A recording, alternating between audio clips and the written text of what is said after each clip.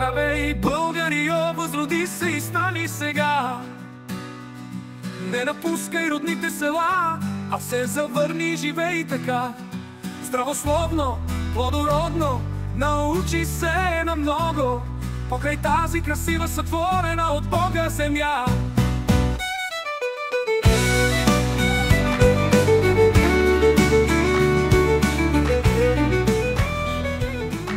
Обещах на Тайни България, че ще завърша клипчето и дойдох да снимам обекта, естествено.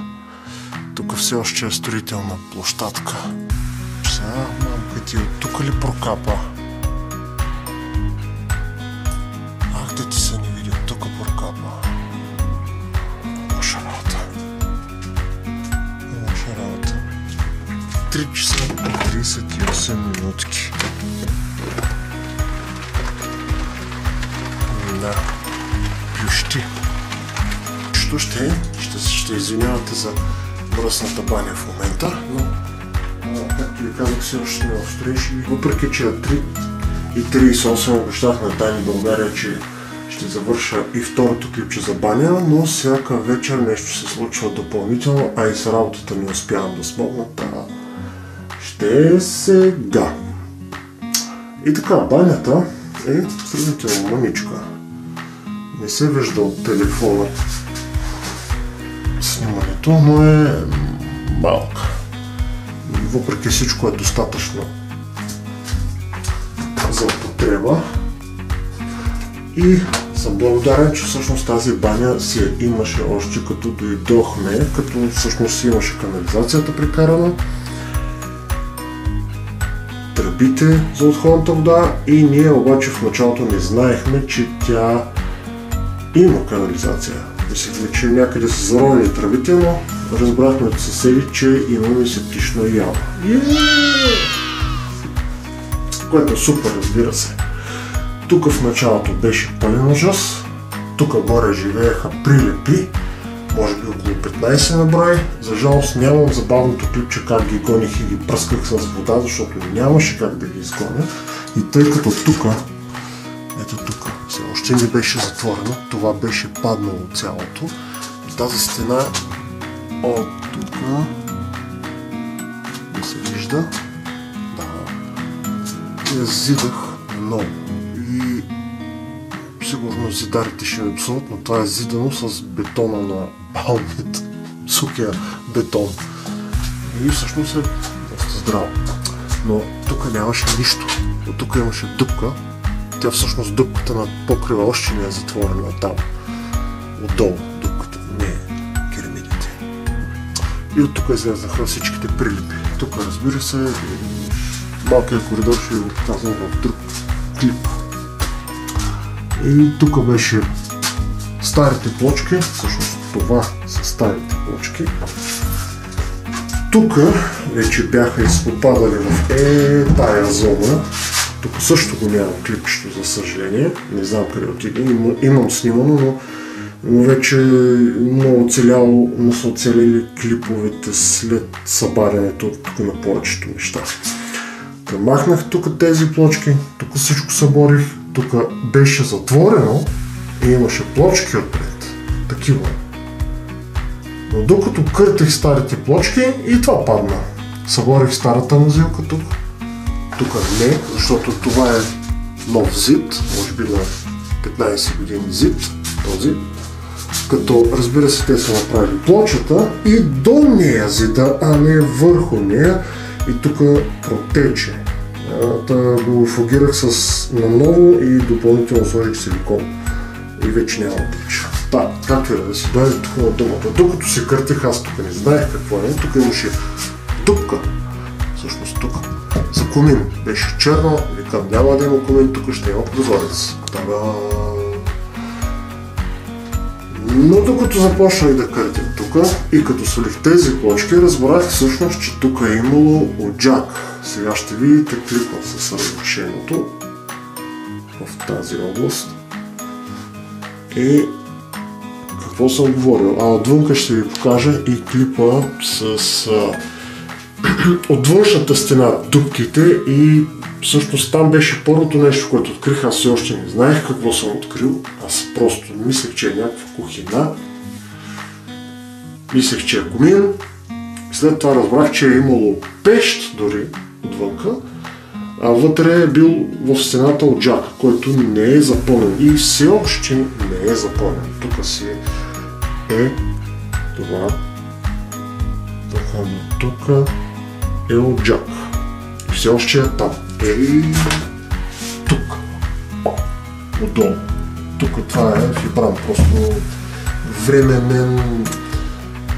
временна дупка за прозореца. Не ме питайте как съм покъртил отвънка. За да не се разпадне тази стената. Тук отново заздравих целия зид. Тук тази стена, фактически половината, ето тук, до тук съм го презазиждал без да е бутан. Разбира се, редовният номер. Тук заздравих и извивката на оджака.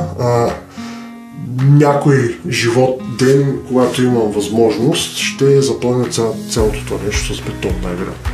Но първо трябва да изчистя боклуците, които са падали с времето в оджака. Това ще е като пробия от външната страна свода, каменния, който ще видите в клиповете след малко, каменния свод от старата пещ. Да се сълниш мазелката. Ето. И да видим какво става тук. Че дълбоко. Някой не се е затворил комина или каквото и да е било. Той чува там. Я видим сега какво тук. Оп! Ципнатин каф. Оп! Даже трябва така да направя. Въй! Цялата пещ само е запушена.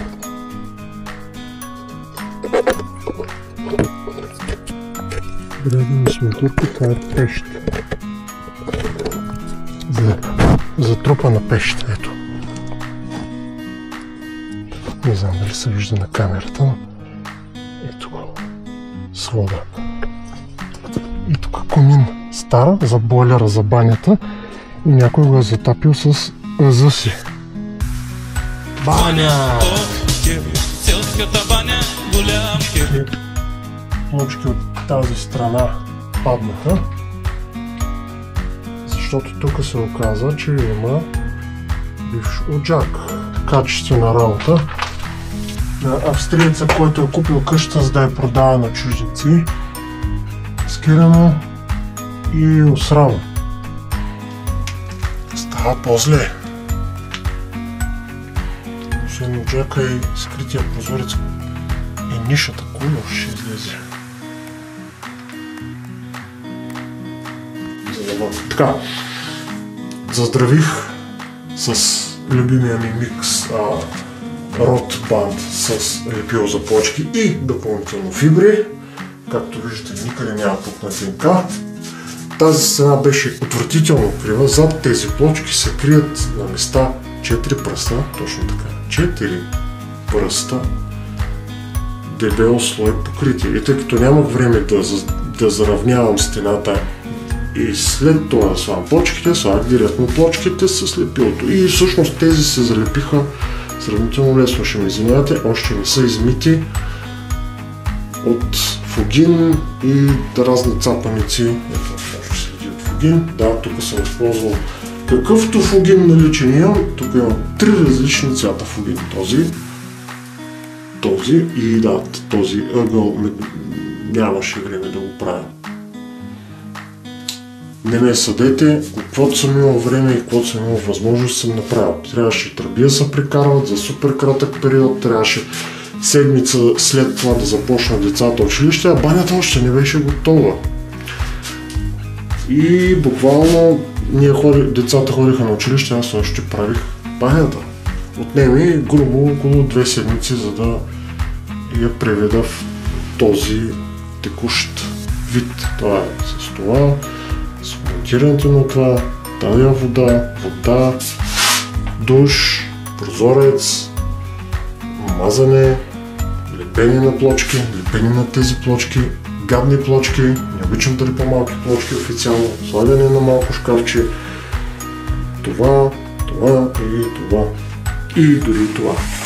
Защото, извинявам се за петната по банята, използвах кофти боя и всъщност се налюпи и тук съм опитал да временно да запазя налюпването. Това, за да не са мокри дървената врата. Разбира се, след като намазах, затравих стените, залепих плочките, тук, понеже е много навътре и е много страшно крива стената, използвах фибран, който съм залепил на 2 на 3 и затова и на места. Но това е защото кухо отзад. И просто го намазах на 2 на 3 с род банд, както и тук, просто за да се позаравни долу-горе, за да не олива, за да може поне да се стича надолу, да не е, защото преди това назад влизаше 3 пръста, на места 4 пръста шапката. Нещо от сорта до дори повече. Така. И след това ще питате защо е жълта банята. В принцип трябваше да е бяла боя, ето тази. Но се оказа, че всички водни бои, които са само белия цвят, не държат. Водна боя, ако взимате, взимайте с цвят. Дори може да е сивичък нюанс някакъв, но никога само бяла боя на водна основа.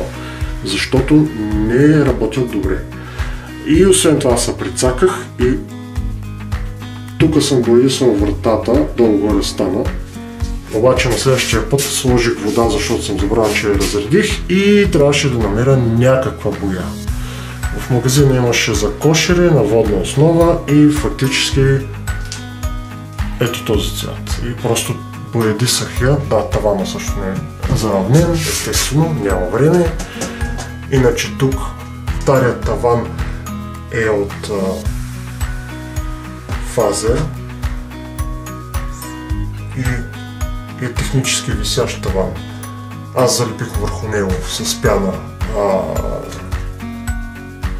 изолация, фибрал, мрежичка и буквално една ръка просто да я залепя и тук там съм позаравнил малко, но в тази къща всичко ще е за момента така, в незавършен вид и може би най-вероятно така ще остане. Това да я чара грозничко, много уютно, както е на време. Но иначе всичко е функционално, имаме си бойлерче, имаме си растенци за препарати, туалетка, която не сме измили още, казах ви, все още така да кажем, скоро поприключих някои неща и вече тия дни ще гледаме да измием и да позачистим всички строителни остатъци. Това, разбира се, каквото сме могли, това сме направили. За съжаление нямам подробности в процеса, но се надявам сега, като започна камината, да има повече подробности около снимането, за да видите как ще се изложа и там. Това ни е скромната баничка. За тези плочки, по принцип ще да сложа оригиналните, които бяха с лепилото и не можах да изчистя. По принцип, който ги е лепил, хубаво ги е залепил. Комшията, благодарен съм на къща за гости Румена Рая, той ми ги подари тези плочки. И си ги залепих. Официално казвам, не съм професионалист в лепенето на плочки. Да, големи фуги има, тук има наклон, но използвах кръстчета, защото бях взимал грешните от тези спънки, където заключват тук, не знам как се наричат, и се разместиха, съответно не са и прави навсякъде. Но пък, карай, мият се, стават, вършат. Това тук е умишлено така, защото отдолу са ни крановете за тук, допълнителен кран, който спира водата, топлата за насам и разни други и резервен извод, евентуално за други води. Всичко е бюджетно решение. 50 лева или 60 беше, 110 лева, 50 лева, 40 лева. Плочки 0 лева за лепило и за ротбанд може би са дадени грубо, тук са отишли около 2 турби ротбанд, 6 турби лепило заради това чудо, тук една турба лепило и нещо, да кажем около 100-120-130 лева. Душ абсолютно бюджетен, мисля, че той излезе около пак 50 лева. Както го виждате, той си идваше комплектче с това нещо. Прозореца, може би е по-скъпото нещо в тая баня, мисля, че беше около 120 лева. Готов прозорец. Фибран, 2 или 3 парчета, 2 цели и една половинка отидаха тук. Не знам колко струва. Плочки, бели, бяхме ги купили на промоция. Тук може би има около 2 квадрата плочки бели. Супер ефтини плочки. Мисля, че бяха около 8 лева на тези белите. Са чисто нови на промоция. И мисля, че но като цяло банята беше с тези плочки и с тези плочки. Аз единствено махнах. Това е моето дело, плюс боята, таванчето, изолацията и мрежичката, изправянето на тази стена, презазиждането, както ви показах на половината стена, тези плочки също си бяха тук и мазилката на тази стена и на тази стена. Това е моето дело. Като тази ниша реално е била прозорец. Тук има още една ниша, която не посмях да отварям, защото нямах никакво време и не исках да виждам какво има там. Така че за сега ще си е там, каквото и да е.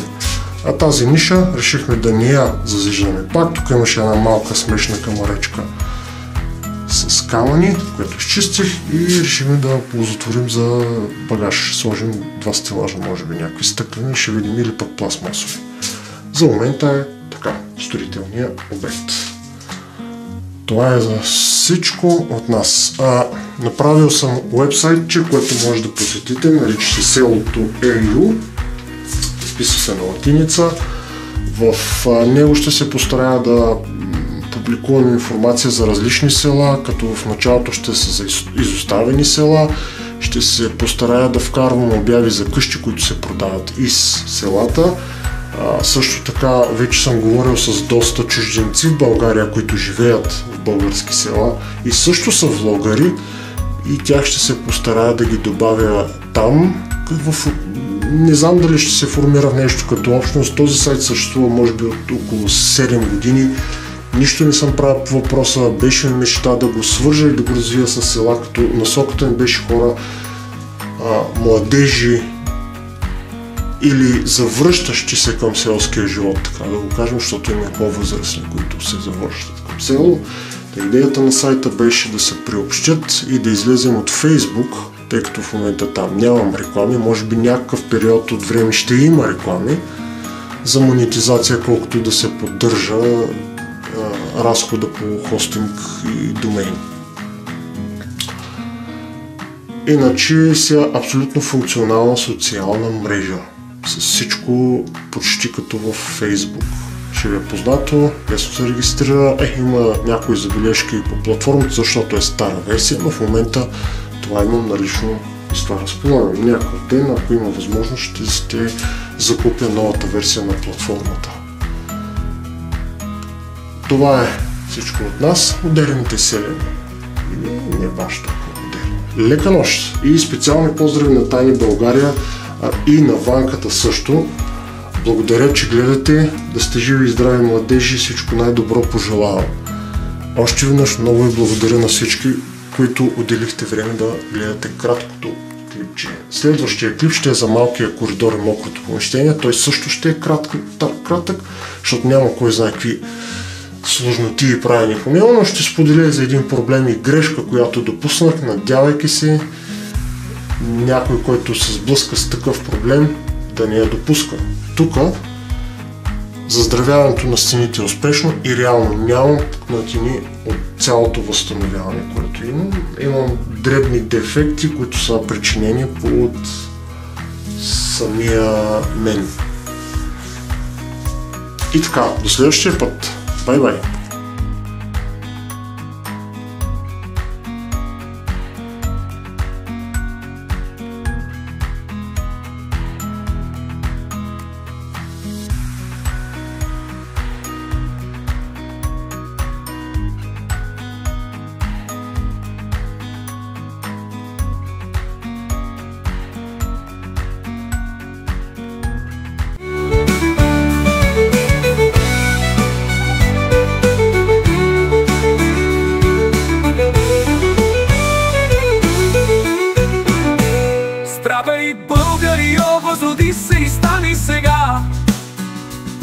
Не напускай родните села, а се завърни, живей така.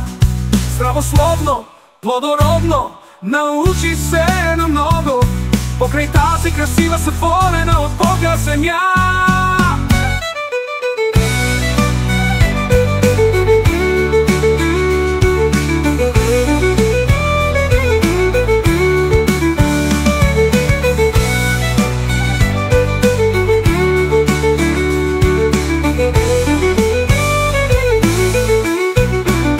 Здравословно, плодородно, научи се на много, покрай тази красива, сътворена от Бога земя.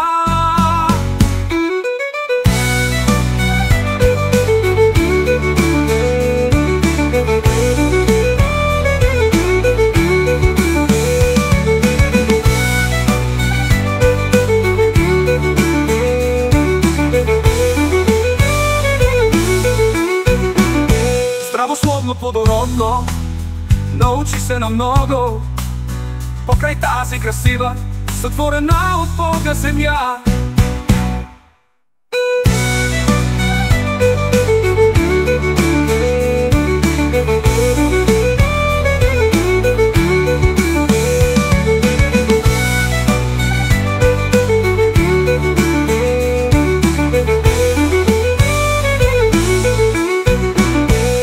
Здравей, Българио, възроди се и стани сега.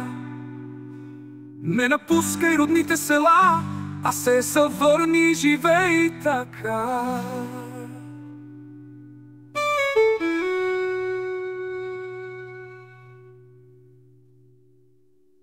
Здравословно, плодородно, научи се на много, покрай тази красива, сътворена от Бога земя.